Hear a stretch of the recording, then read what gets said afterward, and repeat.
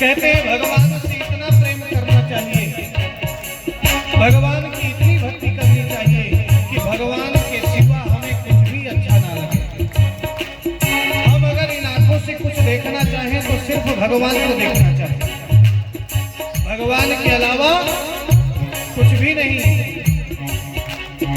तेरे बिना कुछ चाह नहीं है, तेरे बिना कुछ चाह नहीं है, जग की कोई परवाह नहीं है, जग की कोई परवाह नहीं है, कोई सोचती राह नहीं है, कोई सोचती राह नहीं है, तेरे बिन कुछ चाह नहीं है, तेरे बिन कुछ चाह नहीं है।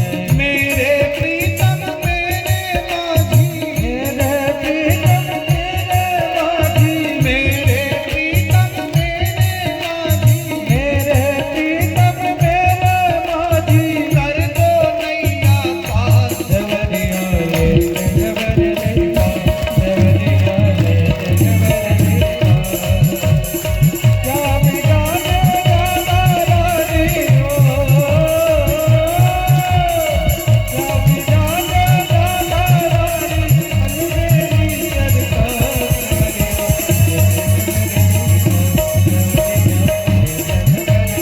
जय हो हरि बोल।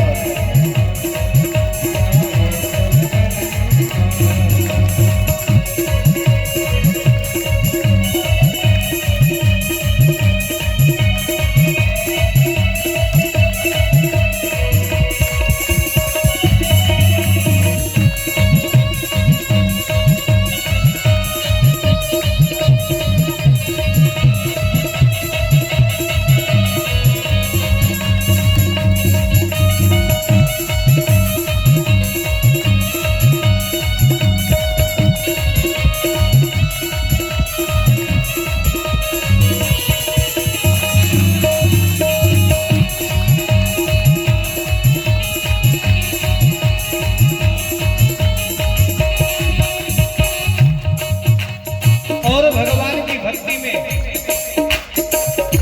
भगवान की इतनी भक्ति होनी चाहिए कि भगवान की भक्ति में हम पूरी तरह से उस भक्ति में मस्त रहें। और थोड़ा भी अगर भगवान की भक्ति की कमी होना, अगर थोड़ी भी कमी आए तो फिर से हमें उस भक्ति में लगना चाहिए। और भगवान जब मिल जाते हैं तो क्या होता है, और भगवान जब दूर होते हैं तो क्या होता है, इस पंक्ति में मिलेगा। आनंद आनंद बरस रहा है, आनंद आनंद बरस रहा है, पत्ता पत्ता हर्ष रहा है, पत्ता पत्ता हर्ष रहा है, पी कर में तरस रहा है, पी कर में तरस रहा है, हरे विचारा तरस रहा है, हरे विचारा तरस रहा है। बहुत हुई मैं हार गई मैं, बहुत हुई मैं हार गई मैं, बहुत हुई अब हार गई मैं, बहुत हुई अब हार गई मैं, क्यों छोड़ा मझधार कंवरिया ले देवरिया, देवरिया ले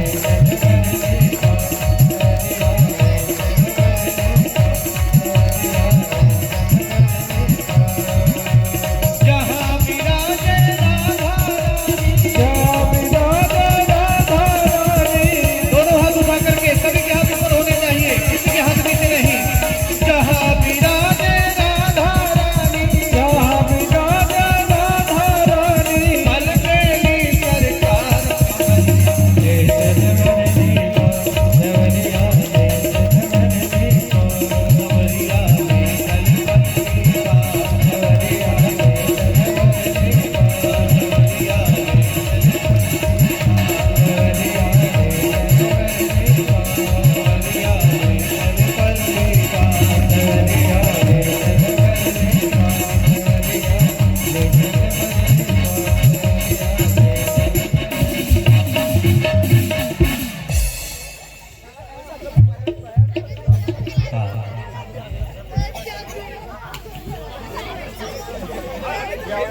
हमारे जो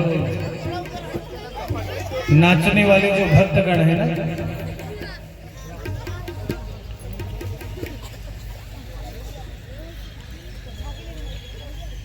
जगाते जगाते सुबह हो जाती है, यानी पूरा भजन गाते गाते जब आखिरी की लाइन बजती है तब जाकर के ये खड़े होते हैं।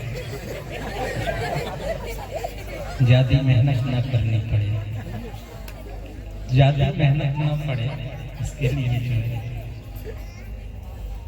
आखिरी की लाइन में। लेकिन हाँ, शायद इनका संदेश यही है, महाराज अंत भला तो लगता यही संदेश यही देना चाहते हैं। तो अब हम भी अंत में एक भजन गा देंगे अपना।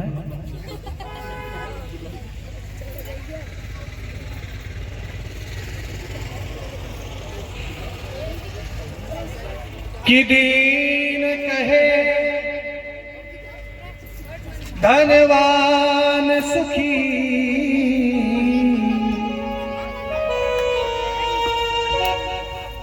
धनवान कहे सुख राजक भारी, राज कहे महाराज सुखी, महाराज कहे सुख इंद्र को भारी। अच्छा ये बताइए, संसार में सुखी कौन है? अभी हमने अवस्था की चर्चा किया था कि बचपन में सुख है, बुढ़ापा में, युवावस्था में कब सुखी है, ये हमने चर्चा किया। अवस्था को छोड़ देते हैं। अगर हम ये विचार करें कि व्यक्ति कब सुखी रहता है, तो कई लोग सोचेंगे महाराज जिसके पास जितना धन है उतना सुखी है। क्यों?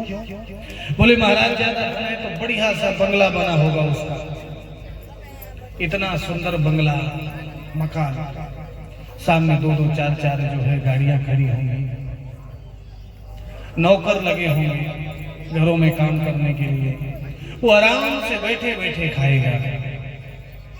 क्यों? बैठे बैठे विकलांग तो है नहीं, विकलांग व्यक्ति जो है बैठे बैठे खाता है, लेकिन बैठे बैठे खा रहा है, तो इसको हम सुख मान सकते हैं क्या? अच्छा जो काम नहीं करता ना, और ये भगवान से मांगता रहता है कि इतना धन मिल जाए कि कहीं जाना है तो गाड़ी से जाऊं, पैदल ना जाना पड़े, कुछ खाना है तो जो खाना हो, एक पाव आधा किलो जितना मीठा खाना हो खा लो। किसी किसी को मीठा बड़ा पसंद होता है। अगर निमंत्रण में गए, परोसने का काम अगर नहीं रहा, सामने कटोरा रख दिए गुलाब जामुन का, तो प्रयास ये करते हैं कि पूरी सब्जी तो रोज खा रहे हैं, एक काम करते हैं गुलाब जामुन फिनिश कर देते हैं। अच्छा जो भोजन बनाता है कैटरर्स, क्या कैटरर्स बोलते हैं, वो समझ जाता है कि गुलाब जामुन खाने वाले ज्यादा लोग आए हैं, तो थोड़े थोड़े डालता है कटोरे में, पूरे एक साथ नहीं डालता, थोड़े डालेगा, थोड़ी देर तक गुलाब जामुन रहेगा ही नहीं। जब दो चार लोग आएंगे भैया यही नहीं है, तो फिर थोड़े से डाल देंगे। तो सुख किस अवस्था में रहता है? क्या ज्यादा खाने वाला सुख है? तो ज्यादा अच्छे कपड़े पहनने वाला, गाड़ी में घूमने वाला, बड़े मकान वाला? बोले महाराज इन सब में सुख नहीं है। सुख किसमें है? सुख संतोष में। बोलेंगे महाराज ये संतोष कौन है? आपके गांव में कोई संतोष नहीं है?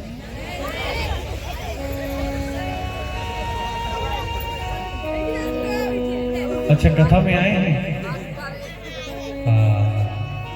तो अब इस गांव में अगर संतोष है तो सुख है।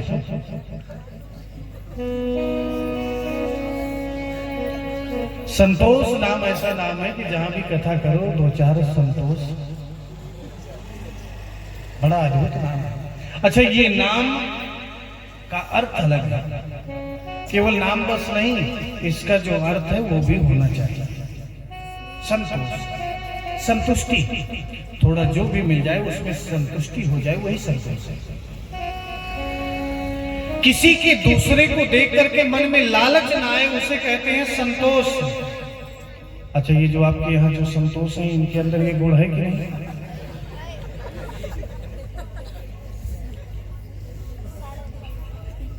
हाय बोल रहे हैं महाराज जी, होगा।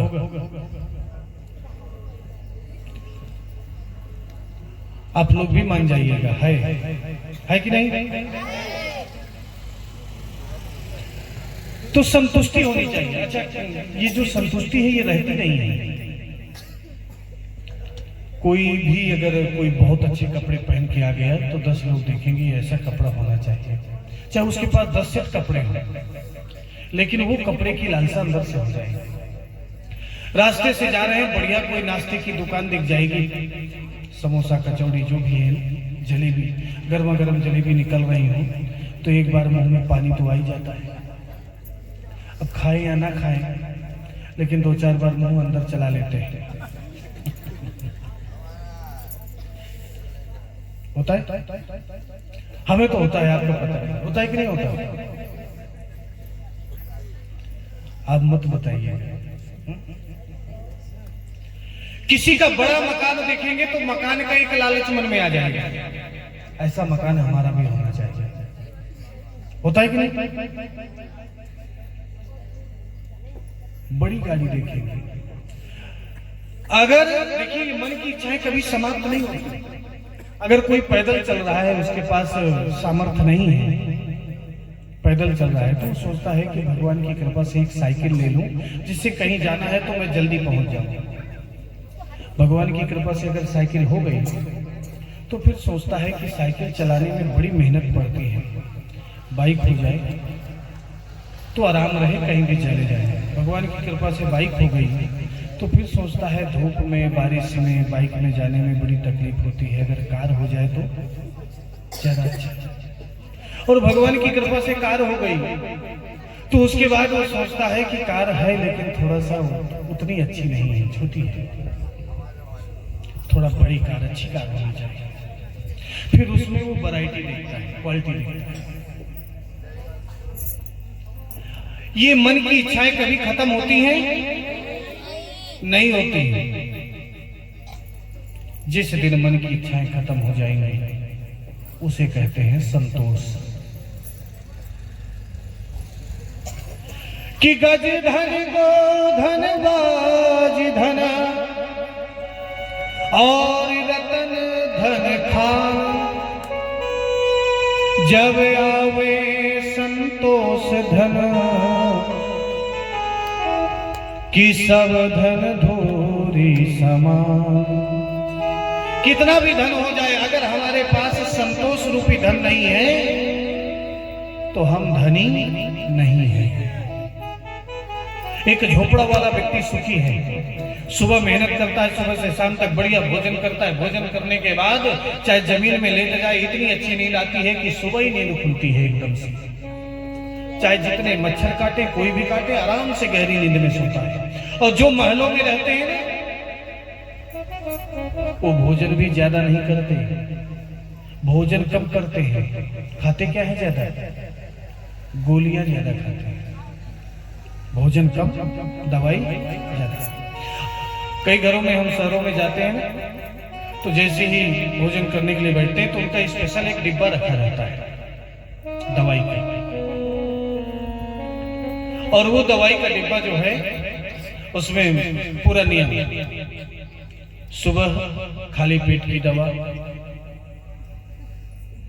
शुरू हो जाता है, ऐसा उनका टाइम टेबल है बिल्कुल।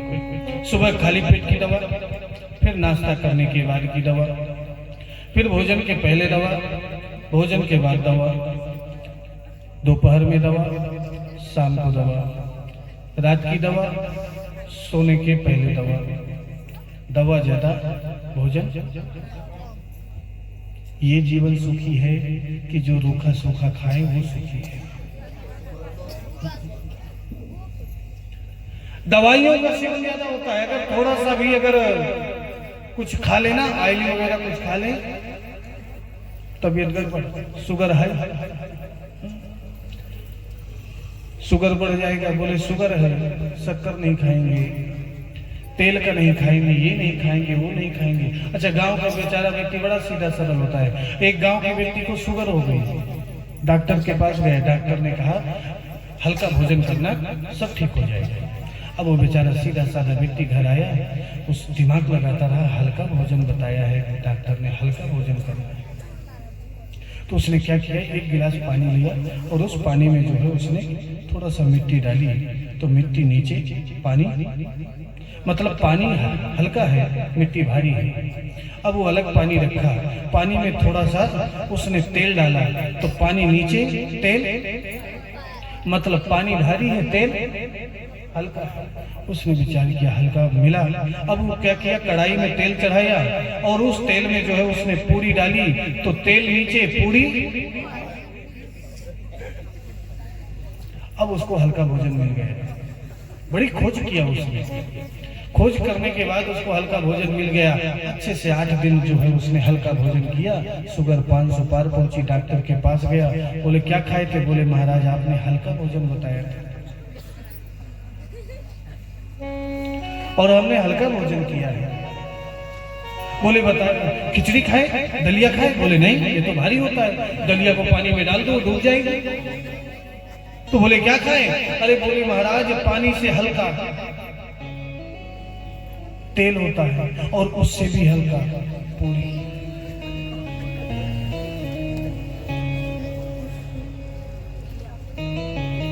तो इस संसार में सुखी वही है जिसके पास संतोष है, और आप सब लोगों के पास एक संतोष।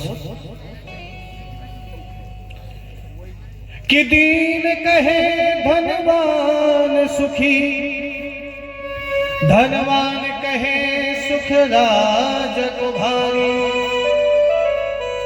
राज कहे महाराज सुखी, महाराज कहे सुख इंद्र को भारी। सब एक दूसरे को सोचते हैं, जो बड़ा है वो सुखी होगा, वो सोचता है वो सुखी होगा, लेकिन सुखी कौन है? कि तुलसीदास विचारी कहे, हरि भजन बिना सब जीव दुखारी। भगवान के नाम के बिना हर व्यक्ति दुखी है। सुखी वही है जिसके पास भगवान का नाम है। बोले वृंदावन बिहारी लाल की।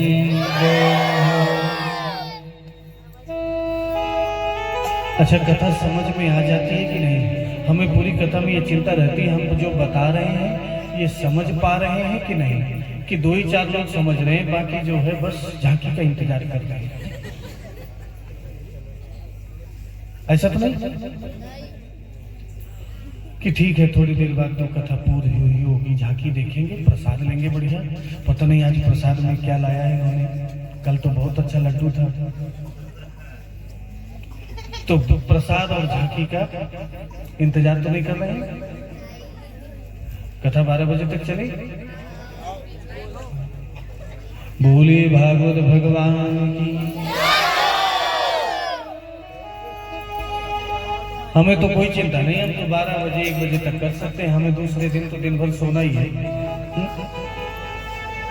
खा करके सो जाना है, शाम को ही हमारा काम है।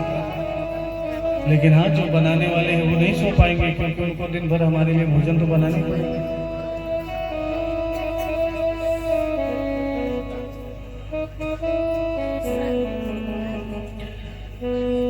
आप लोगों ने स्वयंभू मनु की 3 बेटियां थी। 3 बेटियों के नाम किनको मालूम है? किसी को मालूम है? अभी हमने सुनाया था और 3-4 बार बताया है।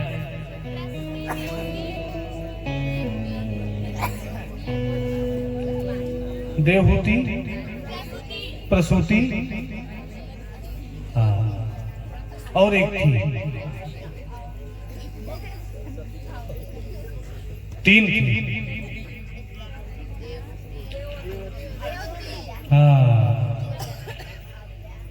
आकुति, प्रसूति और देवहूति। 2 पुत्र थे, प्रियव्रत और उत्तानपाद। उत्तानपाद का विवाह हुआ। बड़े ध्यान से सुनिएगा, आज हम बड़े आराम से कथा सुनाएंगे। समय आज हम घड़ी नहीं देखेंगे, क्योंकि आप लोगों ने भी घड़ी नहीं देखा है। जब हम आए थे तो यहाँ कोई नहीं था, तो आज कथा भी अविरल चलती रहेगी। उत्तानपाद का विवाह सुनीति के साथ हुआ। सुनीति का अर्थ जानते हैं? सुष्ठु नीति यस्य सह सुनीति। जो पत्नी नीति पर चले, नीति अर्थात धर्म पर चले, वो सुनीति है। और किसी भी पत्नी को धर्म पर ही चलना चाहिए, क्योंकि पत्नी को धर्म पत्नी कहा गया है। धर्म पर चलना चाहिए। धर्म क्या है?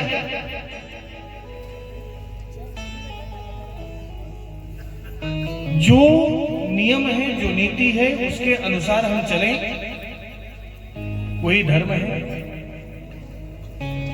बच्चों को अच्छे संस्कार देना, पति की आज्ञा का पालन करना, गृहस्थ आश्रम में पातिव्रत धर्म का पालन करते हुए गृहस्थ आश्रम में रहना, ये एक धर्म पत्नी का कर्तव्य होता है। सुनीति के साथ विवाह हुआ, बहुत समय व्यतीत हो गया, लेकिन सुनीति को संतान नहीं हो रही। तो सुनीति ने अपने पति उत्तानपाद से कहा कि एक काम कीजिए, आप दूसरा विवाह कर लीजिए, क्योंकि संतान होनी चाहिए। तो राजा उत्तानपाद एक बार शिकार करने के लिए गए, और वहां पर एक राजकुमारी मिली जिनका नाम था सुरुचि। क्या नाम था? सुरुचि। अच्छा, सुरुचि और सुनीति में बड़ा अंतर है। सुरुचि के साथ उत्तानपाद ने दूसरा विवाह किया। दोनों में अंतर क्या है? बोले सुनीति जो धर्म पर चले, और सुरुचि स्व से रुचिर यस्य सह सुरुचि, जो अपने मन के अनुसार चले। अब मन के अनुसार चलने में और धर्म के अनुसार चलने में अंतर है। मन तो बुरा भी चलता है, वो बुराई की तरफ भी मन लेके जा सकता है। जरूरी नहीं कि वो मन हमें धर्म पर लेकर के जाए, बुराई की तरफ लेके जा सकता है। अपने मन का करना, उसे कहते हैं सुरुचि। और जैसे ही सुरुचि का आगमन हुआ, कहते जहां पर सुरुचि होती है वहां पर सुनीति नहीं हो सकती। अर्थात जो अपने मन का करेगा वो धर्म का नहीं कर सकता। तो आज जैसी सुरुचि आई तो राजा उत्तानपाद से कहा कि अगर ये रहेगी तो मैं नहीं रहूंगी। आज राजा उत्तानपाद ने अपनी पहली पत्नी सुनीति को घर से बाहर कर दिया, दूसरे घर में रहने लगी, और राजा उत्तानपाद सुरुचि के साथ रहने लगे। लेकिन भगवत कृपा, जिस समय सुनीति को राजा उत्तानपाद ने घर से निकाला, उस समय जो है सुनीति गर्भवती थी, और उनके एक पुत्र हुआ जिनका नाम पड़ा ध्रुव जी महाराज। कुछ समय बाद सुरुचि भी गर्भवती हुई, और उनके भी एक पुत्र हुआ जिनका नाम पड़ा उत्तम। अब दोनों बच्चे घर में छोटे छोटे। एक बार राजा उत्तानपाद अपने पुत्र उत्तम को गोद में लेकर के बैठा था, और घर में आप माताएं ये जानती होंगी, अगर घर में दो बच्चे हैं, घर में दो बच्चे हैं, दोनों छोटे हैं, अगर एक बच्चे को गोद में ले लो तो दूसरा सोचता है कि इसको उतार दें और मुझे भी गोद में ले लें। ऐसा होता है कि नहीं? इसको उतार दें, मुझे ले लें। तो जैसे ध्रुव जी की नजर पड़ी, वो सीधे पहुंचे और राजा उत्तानपाद की गोद में चढ़ने लगे। उसी समय जो सौतेली माँ है सुरुचि की नजर पड़ी, और जैसे सूरज की नजर पड़ी, वो आकर के ध्रुव का हाथ पकड़ करके गोद से नीचे उतार दिया, और आज ध्रुव से कहा कि तुम वापस जाओ। अगर तुम्हें राजा की गोद में बैठना है, पिता की गोद में बैठना है, तो जाओ तपस्या करो, और तपस्या करके ये वरदान मांगो कि तुम्हारा जन्म मेरे गर्भ से हो, तब जाकर के गोद में बैठोगे, सुनीति के गर्भ से नहीं। बताइए कितना अहंकार था। जिस गर्भ को सबसे ज्यादा दुख का स्थान बताया गया है, उस स्थान को पाने के लिए उस स्थान को पाने के लिए जो है सूरज कहती है कि जाओ भगवान की तपस्या करो। आज ध्रुव जी महाराज रोते रोते अपनी मां सुनीति के पास आए और सुनीति से जो है कहा कि मुझे, क्या मैं पिता की गोद में नहीं बैठ सकता? क्या पिता की गोद में मेरा अधिकार नहीं है बैठने का? सुनीति ने समझाया, लेकिन जब गुरु जी नहीं माने तो सुनीति ने कहा, अगर तुम्हें पिता की से भी बढ़कर के अगर गोद में बैठना है तो जाओ भगवान की तपस्या करो और भगवान से ये वरदान मांगो कि मुझे पिता से बढ़कर के गोद मिले। अगर पिता से बढ़कर के कोई गोद दे सकता है तो भगवान दे सकते हैं। आज 5 वर्ष का बालक भगवान को पाने के लिए जो है चल दिया, कहां? जंगल। आज ध्रुव जी महाराज जंगल जा रहे हैं, नारद जी महाराज रास्ते में मिले। हमने आपको बताया था कथा में, जिसको नारद मिल जाते हैं उसको भगवान जरूर मिलते हैं। अच्छा, नारद जी ने विचार किया, मुझे इनको जो है गुरुमंत्र देना चाहिए इस बच्चे को। क्यों? क्योंकि बिना गुरु के जो है किसी भी पूजा पाठ दान पुण्य का फल नहीं मिलता है। हमारे जीवन में गुरु होना चाहिए। गुरु कैसा होना चाहिए? जो पुराणों का, शास्त्रों का, हर चीज का ज्ञान रखता हो, ऐसा गुरु हमारे जीवन में होना चाहिए, जिनका हम साल में कम से कम एक बार दर्शन कर सकें, पूजन कर सकें, जिनसे हम अपना दुख सुख बता सकें। ऐसा गुरु हमारे जीवन में होना चाहिए। नारद जी महाराज ने विचार किया, शिष्य बनाना चाहिए तो शिष्य की भी परीक्षा ले लेनी चाहिए। ऐसा ना हो कि आपने गुरु मंत्र तो दे दिया, दूसरे दिन वो शिष्य जो है रास्ते में लुढ़का पड़ा हुआ है। समझ गए हैं? नहीं समझे? कई शिष्य जो है इतना भाव विभोर रहते हैं कि जब वो प्रसाद ग्रहण करते हैं तो उनको पता नहीं चलता कि मेरा घर कौन सा है। कि चलता है? अच्छा, प्रसाद लेने के बाद आत्मज्ञान का भी बोध हो जाता है। अगर उसने प्रसाद ले लिया हो तो प्रवचन वही सुनाएगा, आप केवल सुनेंगे। होता है कि नहीं? जब तक प्रसाद नहीं लेता तब तक तो बहुत कोई ज्ञान नहीं है, लेकिन अगर प्रसाद ले लिया तो लगता है कि ज्ञान का भंडार निकल गया अंदर से। हाँ,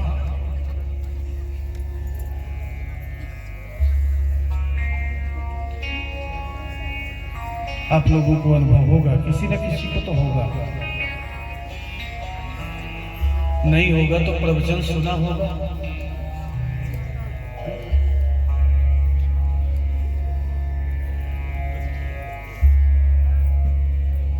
तो नारद जी महाराज ने विचार किया, शिष्य की परीक्षा ले लूं। शिष्य की परीक्षा लेनी चाहिए। तो नारद जी महाराज ध्रुव जी के सामने गए। जैसे ही सामने गए, ध्रुव जी महाराज ने संत को देखा, तुरंत झुक करके प्रणाम किया। नारद जी ने विचार किया, पहली परीक्षा तो पास हो गया। अरे, जो बालक किसी ब्राह्मण संत को देख करके तुरंत प्रणाम करे, इसका मतलब कि उसके संस्कार अच्छे हैं। नारद जी ने ध्रुव जी से पूछा, बेटा कहाँ जा रहे हो? बोले जंगल जा रहा है। क्यों जा रहे हो? बोले जंगल में भगवान को पाने जा रहा है। नारद जी ने कहा, बेटा जंगल में भगवान नहीं मिलते, जंगल में बब्बर शेर रहता है। ध्रुव जी ने कहा कि मेरी माँ ने कहा है कि जो जंगल में शेर रहता है उस शेर के अंदर भी भगवान रहते हैं। नारद जी ने विचार किया, दूसरी सीढ़ी भी पार कर गया। तीसरी परीक्षा लेता हूँ। तीसरी परीक्षा लिया, बेटा ये बताओ घर में कितनी बार भोजन करते हो? अब ध्रुव जी 5 साल के हैं। 5 साल का बालक कितनी बार भोजन करता है? जितनी बार भूख लगती है उतनी बार। सुबह खाएगा, दोपहर में खाएगा, फिर थोड़ी देर में खाएगा, दिन भर खाता रहेगा। बोले जितनी बार भूख लगती है उतनी बार खाता हूँ। कैसे खाते हो? बोले माँ की गोद में बैठ करके माँ अपने हाथों से खिलाती है तब खाता हूँ। नारद जी ने कहा, बेटा जंगल में ना माँ है न भोजन है, कुछ नहीं। क्या खाओगे? ध्रुव जी महाराज ने कहा कि मेरी मां ने कहा है कि जो जन्म देता है वो उसके खाने की भी व्यवस्था करता है।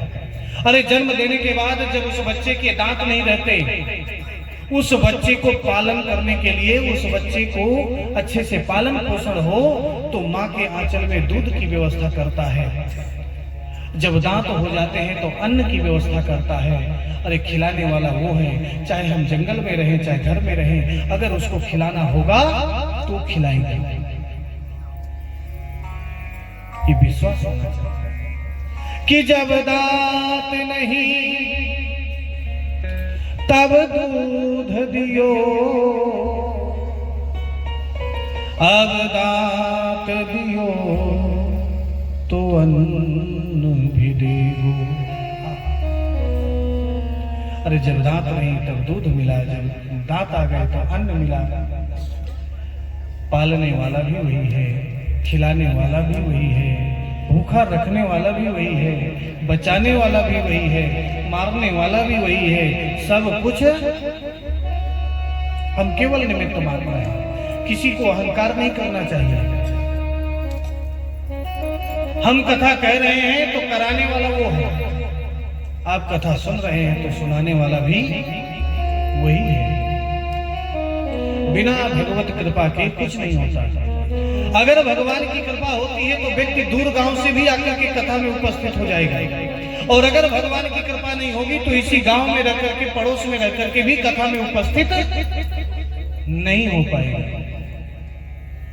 भाग्योदयेन बहुजन्म समर्जितेन, जब अनेक जन्मों का पुण्य इकट्ठा होता है तब कथा मिलती है। ये कथा आसानी से नहीं मिलती। आज नारद जी महाराज ने विचार किया, इसके अंदर तो बड़ी श्रद्धा है, मंत्र देता हूं। आज मंत्र दिया, और आज ध्रुव जी महाराज को कौन सा मंत्र दिया? द्वादशाक्षर मंत्र, ओम नमो भगवते। ये द्वादशाक्षर मंत्र है। एक मंत्र है अष्टाक्षर, 8 अक्षरों का। द्वादशाक्षर मतलब 12 अक्षरों का ओम नमो भगवते वासुदेवाय। 8 अक्षरों का कौन सा है? ओम नमो, ये तो 12 अक्षरों का हो गया। ओम नमो नारायणाय, ओम नमो नारायणाय अष्टाक्षर, ओम नमो भगवते वासुदेवाय द्वादशाक्षर। ये मंत्र है भगवान नारायण। तो आज वो मंत्र दिया ध्रुव जी को, महाराज को। ध्रुव जी महाराज आंख बंद करके वट वृक्ष के नीचे इस मंत्र का जाप करने लगे। अच्छा, ध्रुव जी के साथ आप लोग भी जप कीजिए, क्योंकि ध्रुव जी को जप करने से भगवान मिल गए, शायद आप लोगों को भी मिल जाए। तो ध्रुव जी के साथ जप करेंगे कि ओम नमो भगवते वासुदेवाय, ओम नमो भगवते वासुदेवाय, ओम नमो भगवते वासुदेवाय, ओम नमो भगवते वासुदेवाय। सभी को बोलना है ओम नमो भगवते वासुदेवाय, ओम नमो भगवते वासुदेवाय, वासुदेवाय नंदनंदनाय, वासुदेवाय नंदनंदनाय, वासुदेवाय नंदनंदनाय, वासुदेवाय नंदनंदनाय, ओम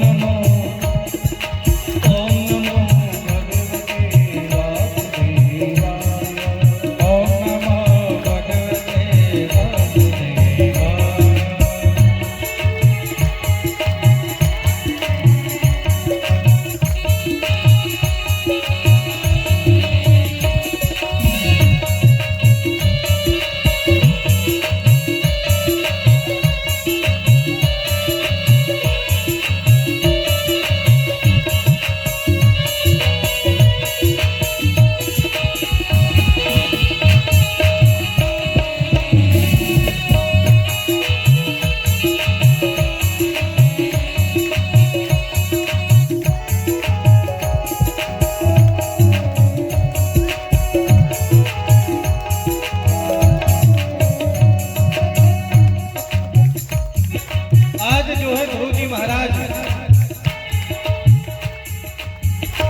कई यानी महीनों तक इस जप को किया, फलाहार करते और इस मंत्र का जाप करते। एक महीने बाद फलाहार करना बंद कर दिया। अब क्या करते? पानी पीते और इस मंत्र का जप करते। उसके एक महीने बाद पानी पीना बंद कर दिया। अब क्या करते? श्वास लेते और मंत्र का जाप करते। ओम नमो भगवते वासुदेवाय, ओम नमो भगवते वासुदेवाय। देखिए हम बोलेंगे, उसके बाद आपको बोलना है। ओम नमो भगवते वासुदेवाय, ओम नमो भगवते वासुदेवाय, नंद नंदनाय वासुदेवाय, नंद नंदनाय। ओम नमो भगवते वासुदेवाय, ओम नमो भगवते वासुदेवाय। जय हो।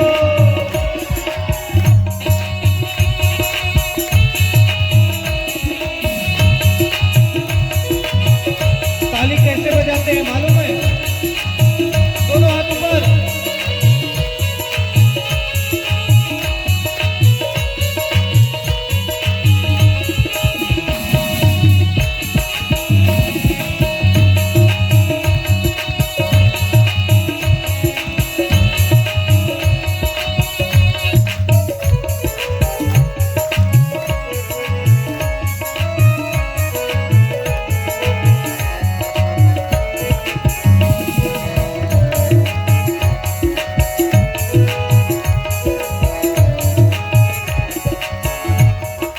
और आज ध्रुव जी महाराज श्वास लेना भी बंद कर दिए।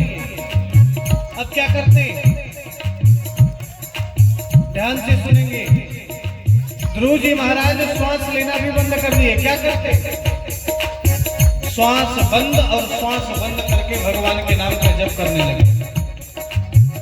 और श्वास लेना जैसे बंद कर दिए तो इस पूरे ब्रह्मांड की श्वास बंद हो गई। सारे देवतागण भी श्वास नहीं ले पा रहे, स्वयं भगवान नारायण श्वास नहीं ले पा रहे। आज सारे देवता मिलकर के जो है ब्रह्मा जी के पास गए, श्वास नहीं ले पा रहे हैं। ब्रह्मा जी कहे श्वास मैं भी नहीं ले पा रहा। भगवान नारायण के पास गए। भगवान नारायण ने कहा मेरा एक भक्त है, वो श्वास रोक करके मेरे मंत्र का जाप कर रहा है। जब तक मैं जाकर के दर्शन दूंगा नहीं, तब तक हम श्वास नहीं ले पाएंगे। और प्रहलाद ध्रुव जी महाराज श्वास रोक करके जप कर रहे हैं। ओम नमो भगवते वासुदेवाय, ओम नमो भगवते वासुदेवाय, ओम नमो भगवते वासुदेवाय, ओम नमो भगवते वासुदेवाय। प्रहलाद जी श्वास रोक करके जप कर रहे हैं। आप लोग भी थोड़ा श्वास रोक करके जप कीजिए। ओम नमो भगवते वासुदेवाय, ओम नमो भगवते वासुदेवाय, ओम नमो भगवते वासुदेवाय, ओम नमो भगवते वासुदेवाय। भगवान ने विचार किया, अगर श्वास लेना है तो ध्रुव जी को दर्शन देना पड़ेगा। आज भगवान ध्रुव जी के सामने खड़े हो गए, लेकिन ध्रुव जी महाराज आंख बंद करके जप कर रहे हैं। भगवान सामने खड़े हैं, ध्रुव जी महाराज आंख बंद किए हैं। अब ध्रुव जी महाराज आंख खोल नहीं रहे, भगवान सामने खड़े हैं। आज भगवान ने जो अंदर की छवि है, जिस छवि का ध्यान ध्रुव जी अंदर कर रहे थे, उस छवि को भगवान ने निकाला। और जैसी छवि निकली, ध्रुव जी महाराज का भजन बंद और अचानक आंखें खोल दी।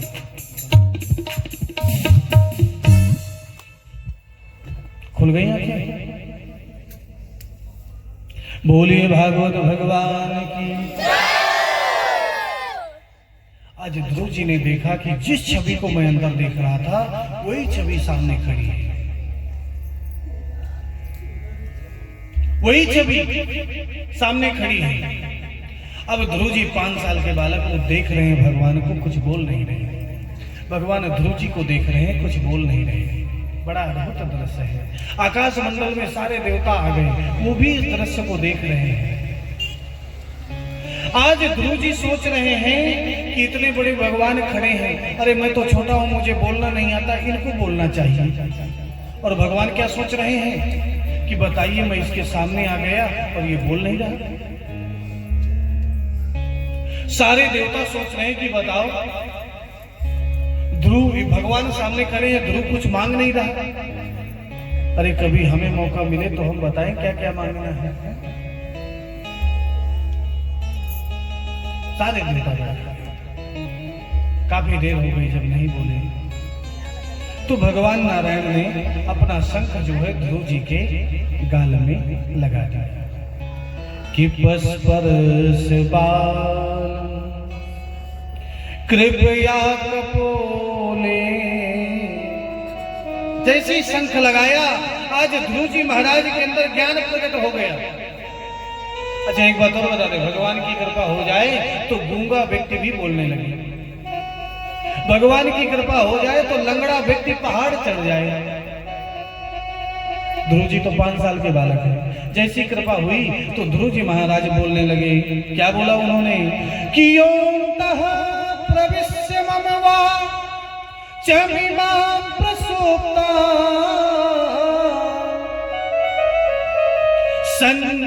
संजीवयत् खिल शक्तिधर स्वधाम्ना अन्यास्य हस्तचरण श्रवण त्वगादि प्राणान्नमो भगवते पुरुषाय तुभ्यम्। आज सुंदर स्तुति की और ध्रुव जी महाराज को जो है सबसे बड़ा पद मिला। कौन सा पद मिला मालूम है? आज भी ध्रुव जी महाराज ध्रुव तारा के रूप में विराजमान है। जब शादी होती है तो पंडित जी बोलते हैं ना, ध्रुव जी को साक्षी मान करके विवाह हो रहा है। ध्रुव तारा। अच्छा ध्रुव तारा आप लोगों ने देखा है कि नहीं? देखा है?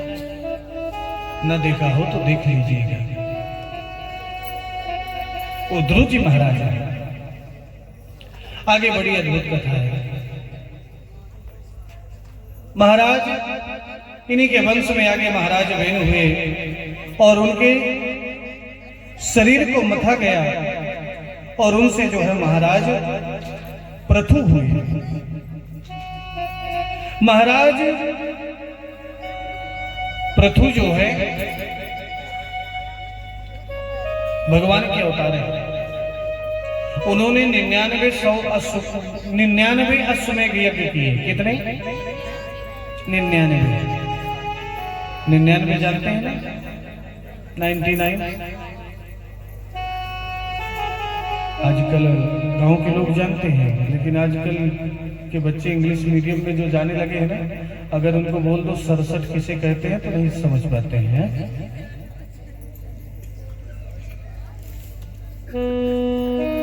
इंग्लिश के ही वर्ड जानते हैं, हिंदी बोल दो तो दिमाग के ऊपर से निकल जाता है, जो कि मातृभाषा है।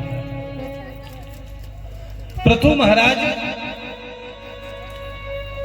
99 अश्वमेध यज्ञ किए। कहते हैं जो 100 अश्वमेध यज्ञ कर लेता है वो इंद्र बन जाता है। क्या बन जाता है? और जो इंद्र बना पहले से बैठा है वो किसी को 100 अश्वमेध यज्ञ करने नहीं देता। कोई करने देगा क्या?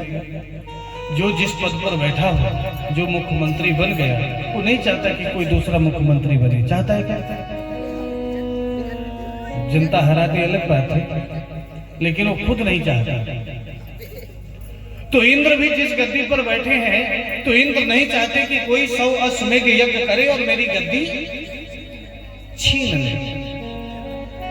तो जैसे 100 अश्वमेध यज्ञ करने लगे प्रथु महाराज, इंद्र ने क्या किया कि प्रथु महाराज का जो है जो घोड़ा था अश्वमेध यज्ञ में जो घोड़ा छोड़ा जाता है, पृथु महाराज कि उस घोड़े को इंद्र ने चुरा लिया। पृथु महाराज को जब पता चला तो पृथु महाराज ने विचार किया कि मैं सवा अश्वमेध यज्ञ करूंगा ही नहीं।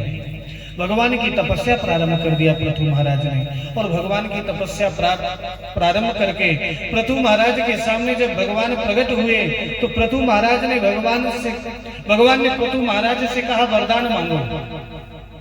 क्या कहा? बड़े ध्यान से सुनिएगा, कुछ माताओं को नींद आ रही। बोलिए भागवत भगवान की। इतना जोर से जयकारा लगाइए कि नींद भग जाएगी। आज की जो झांकी है बड़ी अद्भुत झांकी है। अच्छा, कल आपने झांकी कहाँ की देखा था? महाकाल की। कहां से आए थे? उज्जैन से। आज कहां से आएंगे? अयोध्या से आएंगे। बच्चे को मालूम है? आज अयोध्या से आएंगे और बड़ी अद्भुत झांकी है। लेकिन उसके पहले थोड़ी सी कथा है, वो संपूर्ण करेंगे। समय भरपूर है ना। अगर हमें टाइम का पता नहीं चलता, हमें टाइम का पता जब चलता है जब कुछ लोग खड़े होकर के जाने लगते हैं, तो हमें लगता है अब समय हो गया है।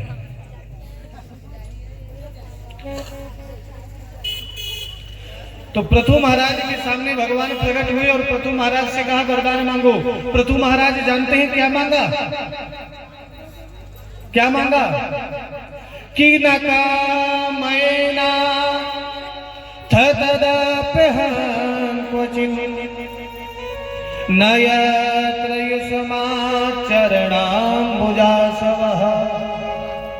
पृथु महाराज ने भगवान से मांगा क्या? 10,000 कान। क्या मांगा? 10,000 कान। क्यों? 2 कान कम थे क्या? 2 कान तो पर्याप्त रहते हैं। चश्मा लगाना है तो भी हो जाता 2 कानों से। मास्क लगाना था कोरोना के समय तो भी 2 कानों से काम हो गया। तो 10,000 कानों की क्यों जरूरत पड़ी? बोले पृथु महाराज ने कहा कि इन 2 कानों से मैं आपकी कथा सुनकर के संतुष्ट नहीं होता। मैं आपकी कथा 10,000 कानों से सुनना चाहता हूं। कथा का इतना बड़ा महत्व है। कहते हैं कलयुग में अगर सबसे बड़ा कोई पुण्य का काम है तो भगवान की कथा सुनना। जिसके मन में विचार आ जाए भगवान की कथा कराने का, जिसके मन में भाव आ जाए, तो समझ लीजिए वो सबसे बड़ी भगवान की कृपा है। पद्म पुराण में आया है कि नैता दिशो परो धर्मो यत कथा श्रवणम हरे। भगवान की कथा सुनने के अलावा दूसरा बड़ा कोई धर्म नहीं है। और यही बात जो है स्कंद महापुराण में आई है।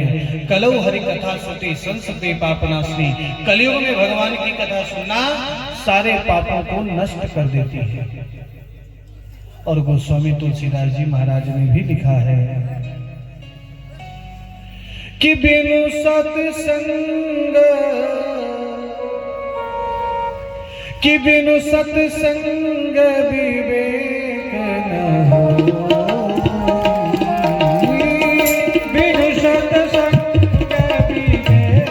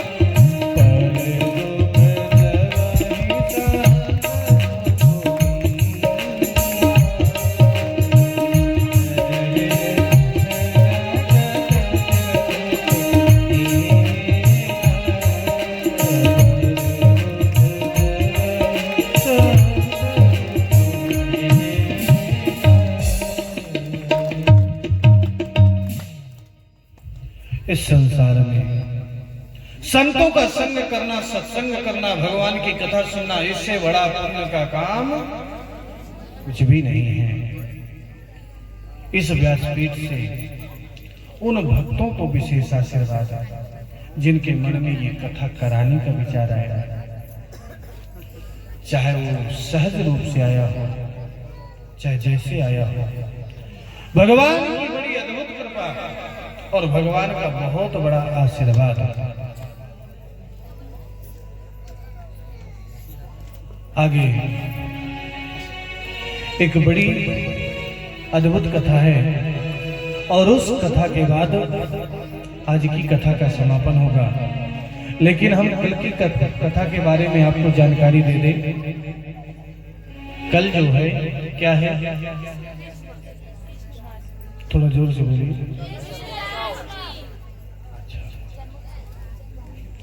कल कृष्ण जन्मोत्सव है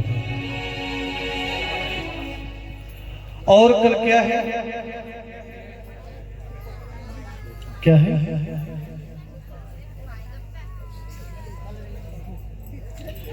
कल जो है मातृ पितृ पूजन दिवस है। क्या है? कल मातृ पितृ पूजन दिवस है। आजकल जो है संसार में खास करके पाश्चात्य पद्धति का बहुत प्रवेश हो रहा है। आजकल शहरों में और अन्य जगह ये जो कल की तारीख है ना 14 फरवरी, ये 14 फरवरी जो है इसको एक अलग दिन मनाया जाता है। कहते हैं 14 फरवरी जो है प्रेम दिवस है और प्रेम दिवस मनाते हैं। हम आप लोगों से पूछेंगे, यहाँ पर बड़े भी हैं, बच्चे भी हैं, सभी हैं, इस संसार में सबसे ज्यादा प्रेम कौन करता है? माता पिता से ज्यादा कोई करता है क्या? अरे जिन्होंने जन्म दिया, जिन्होंने खुद न खा करके आपको खिलाया, जिन्होंने खुद न पहन करके आपको पहनाया, जिन्होंने अपना पूरा जीवन आपके पीछे लगा दिया, वो माता पिता 10 दिन, 15 दिन, महीने भर, 20 साल बाद, 25 साल बाद जो 15 दिन, 20 दिन बाद जो मिलता है, और वो जो है माता पिता से बढ़ करके अपना स्थान ले जाता है।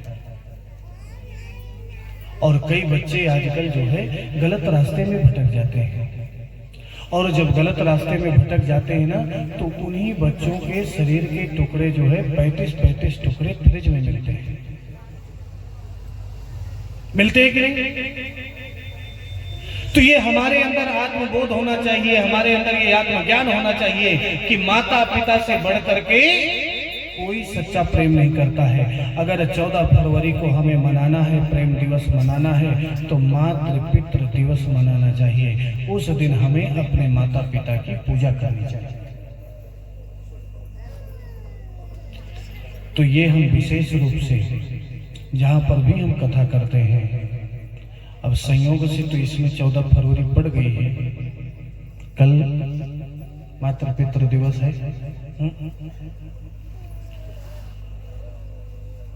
तो कल विशेष रूप से कल कथा के बीच में जो नजदीक रहते हैं, जो अपने घरों में हो अपने घरों में, लेकिन फिर भी जो यहाँ 3-4 घर हैं, वो बच्चे अपने माता पिता का पूजन यहाँ पर करेंगे। पैर धोने के लिए थाली, तिलक करने के लिए और प्रणाम करना है, और एक आरती। ये कल जो है यहाँ पर होगा। और 14 फरवरी को थाने गांव में हमेशा मातृ पितृ दिवस ही मनाया जाना चाहिए। ये जो आजकल इंग्लिश शब्द बने हैं ना, वैलेंटाइन डे, यही बोलते हैं। बोले महाराज जो वैलेंटाइन डे मनाते हैं ना, उनको बेलन से ही मारना चाहिए।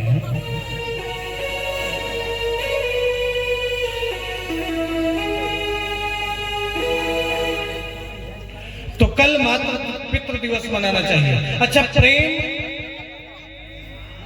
आजकल जो है बहुत लोग ताजमहल जाते हैं, ताजमहल को कहते हैं प्रेम का प्रतीक मानते हैं। ताजमहल प्रेम का प्रतीक है? नहीं है। वो क्या है? अरे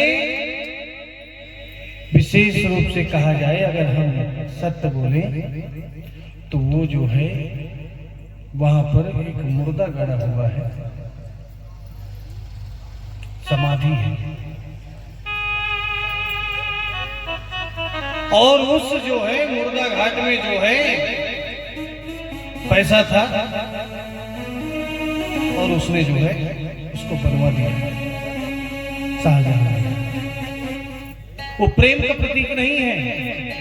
अरे हम तो कभी गए नहीं, लेकिन अगर जो लोग जाते हैं तो उनको हम बोल देते हैं वहां जाना तो लौट के घर नहीं जाना, पहले स्नान करना, नहाना, फिर घर घुसना। क्यों? क्योंकि मुर्दा घर में आप गए थे। अच्छा, तो प्रेम का प्रतीक है क्या?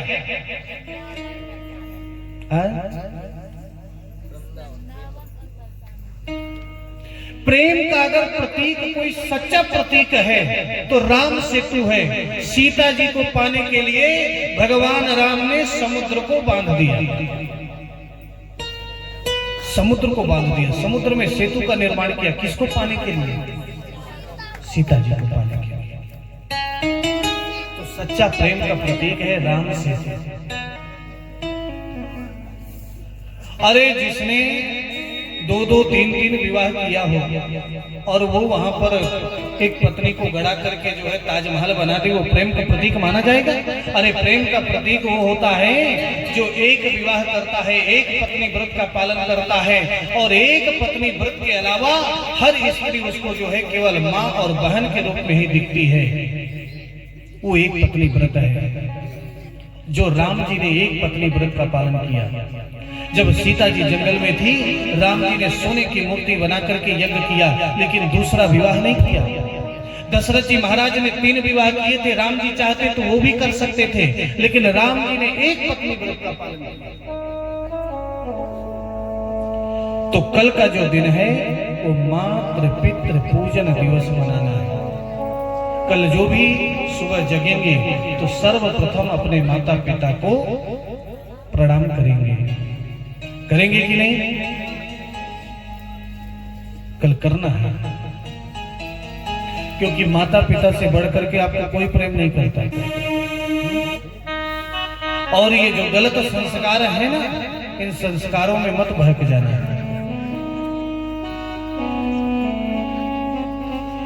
ये तो हुआ कल क्या है, और कल और कुछ है। और कल क्या है? कल भगवान का जन्मोत्सव मनाया जाएगा यहाँ पर भागवत कथा में। कल जो है यहाँ पर सुंदर जन्मोत्सव मनाया जाएगा। कल मक्खन मिश्री का सुंदर प्रसाद बटेगा। कल थोड़ा यहाँ सब बढ़िया सी सजावट कर दीजिएगा। कैसे करेंगे? जितने भी समिति के लोग हैं, कैसे क्या सजावट करना है, क्या है, आपको आपके जो आचार्य जी हैं, पंडित जी तिवारी जी, वो आपको बता देंगे। बढ़िया जो है यहाँ पर सुंदर, क्योंकि कल भगवान का जन्मोत्सव मनाया जाएगा। कल जो है सभी माताओं को यशोदा बन करके आना है। क्या बन करके आना है? और भाई लोगों को नंद बाबा। और कल जो है जितनी जो सौदाएं हैं ना, अपने अपने नंद बाबा को लेकर के आएंगे। और नंद बाबा समझदार है, नंद बाबा है।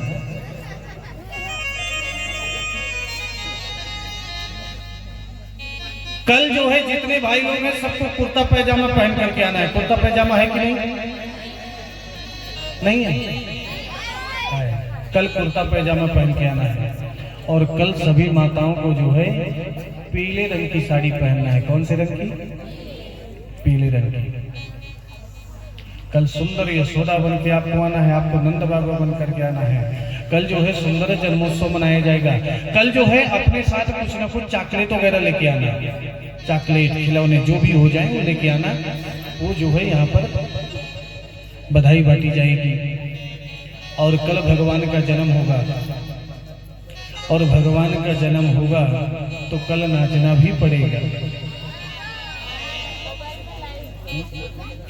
और जो कल नहीं नाचेगा उसके हाथ पैरों में बेड़ियां पड़ जाएंगी। ये ध्यान देना।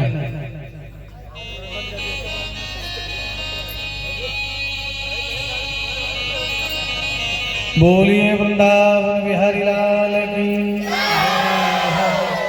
आवाज कम आई है। अच्छा आवाज आई है कि नहीं? हमें सुनाई तो नहीं कम दे रहा है। बोलिए वृंदावन बिहारी लाल की। अब आई है। एक अद्भुत कथा है और ये कथा के बाद सुंदर झांकी का दर्शन होगा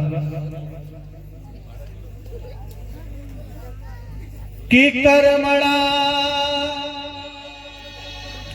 कर्म निर्हारो नयात्यंति कैसते। अच्छा, व्यक्ति का जन्म कर्म के अनुसार होता है और व्यक्ति की मृत्यु भी कर्म के अनुसार होती है।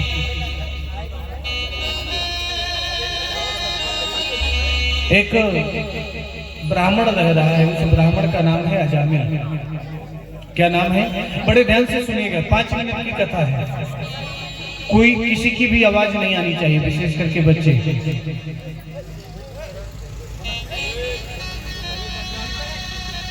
अजामिल नाम का ब्राह्मण है,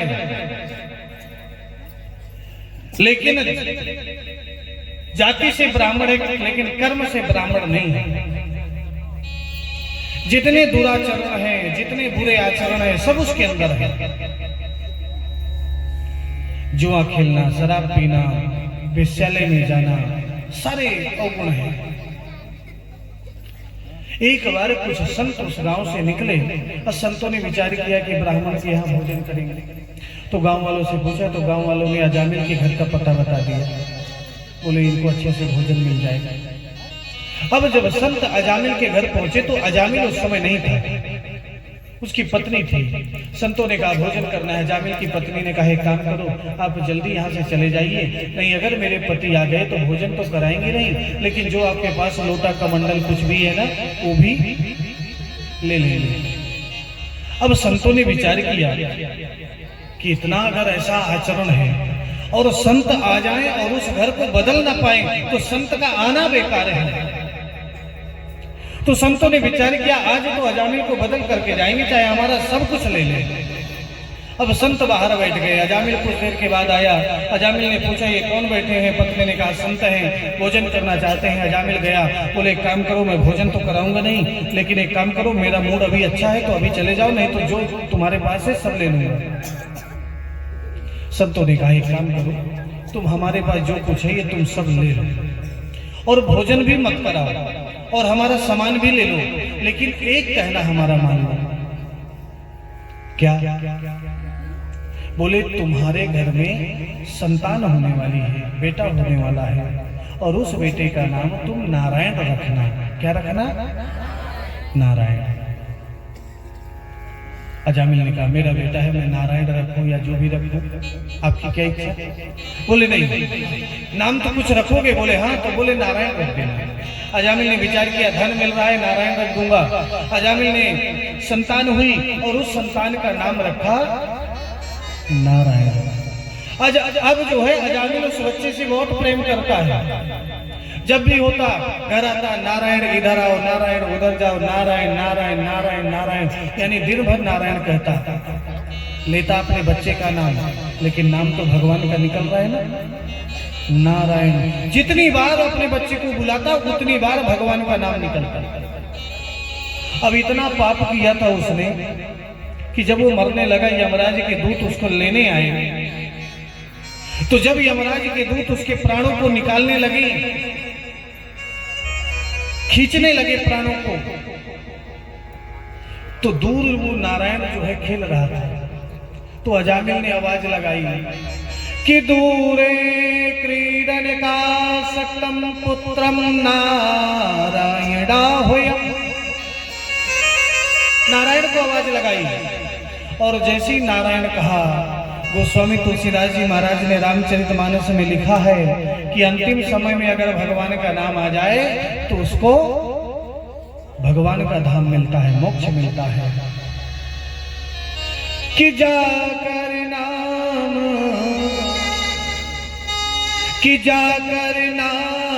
मरत मुखरा,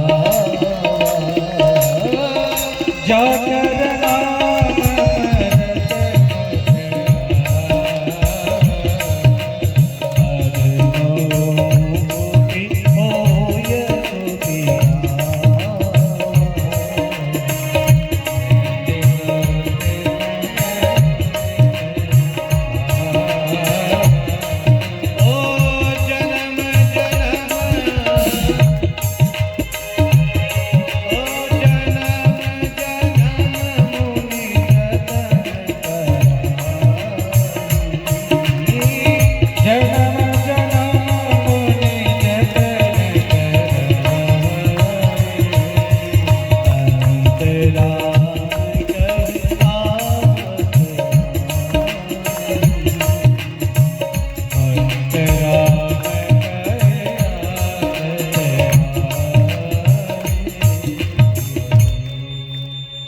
जन्म जन्मांतर तक मुनिगण तपस्या करते हैं लेकिन भगवान का नाम नहीं निकलता। कि निकलता है?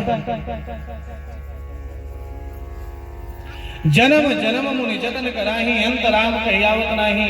अजामिल ने नारायण नारायण कहा, भगवान नारायण के दूत आ गए। यमराज के दूतों को कहा वापस जाओ। यमराज के दूतों ने कहा इसने पाप बहुत किया है, इसको नरक ले जाना है। अरे बोले इसने अंतिम समय में भगवान का नाम लिया है, भगवान के धाम जाएगा। यमराज के दूतों ने कहा इसने भगवान का नाम नहीं, इसने अपने बेटे का नाम लिया है। भगवान के दूतों ने कहा ये चाहे बेटे का नाम ले, किसी का नाम ले, वो भगवान का नाम है। अच्छा ये बताइए, जो जिसका गुण है वो फल मिलता है कि नहीं मिलता? भगवान के नाम चाहे किसी का भी नाम हो, अगर आप भगवान के नाम से संबंधित वो नाम है, अगर वो नाम आप लेंगे तो आपको पुण्य मिलेगा। जैसे शक्कर आप प्रेम से खाइए तो मीठी लगेगी, और क्रोध में खाइए तो भी मीठी लगेगी, और मिर्ची बड़े प्रेम से खाइए मीठी लगेगी क्या? वैसे ही जिसका जो गुण है वो अपना फल देगा। पता कर लीजिएगा घर जाकर के, प्रेम से मिर्ची खाइएगा।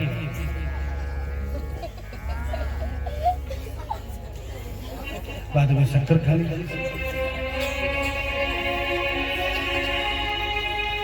तो कहते हैं नाम का इतना बड़ा महत्व है, कभी भी अपने बच्चों का नाम रखें ना तो भगवान के नाम से रखना चाहिए।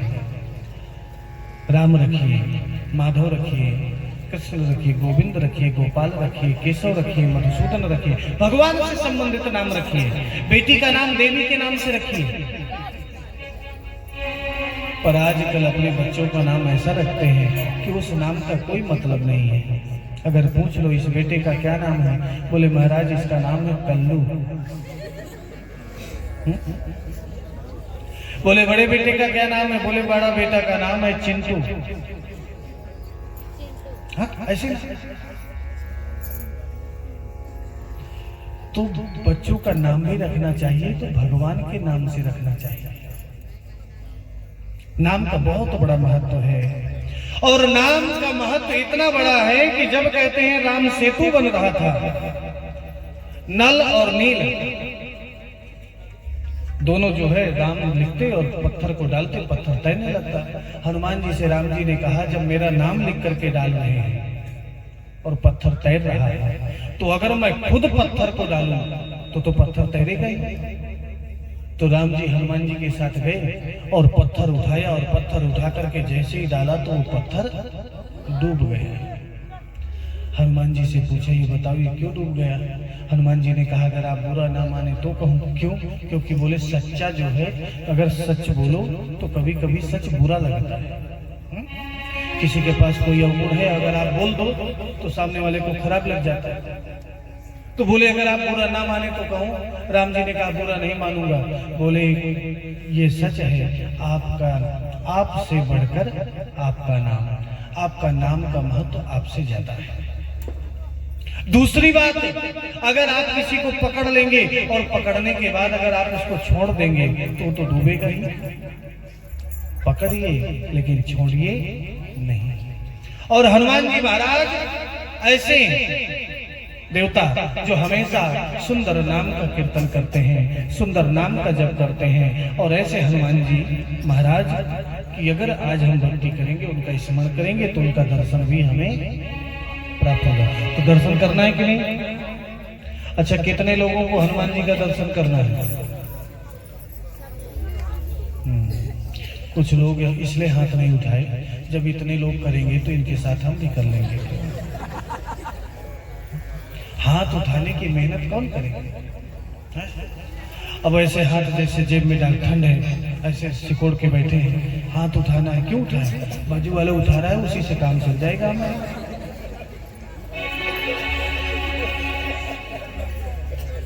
होता है कि नहीं?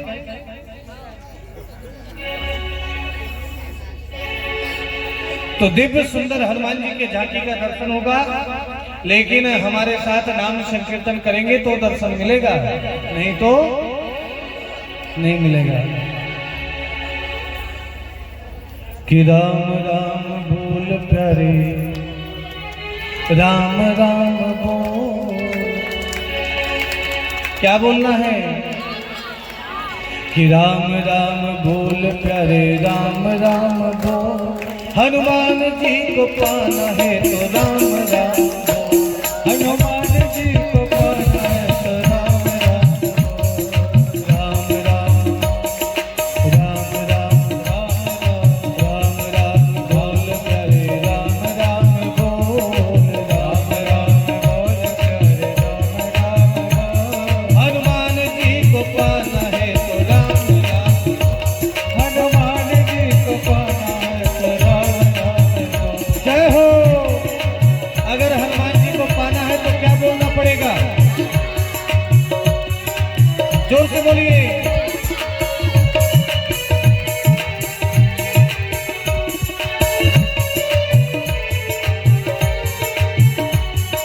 राम राम राम राम राम राम राम राम राम राम राम।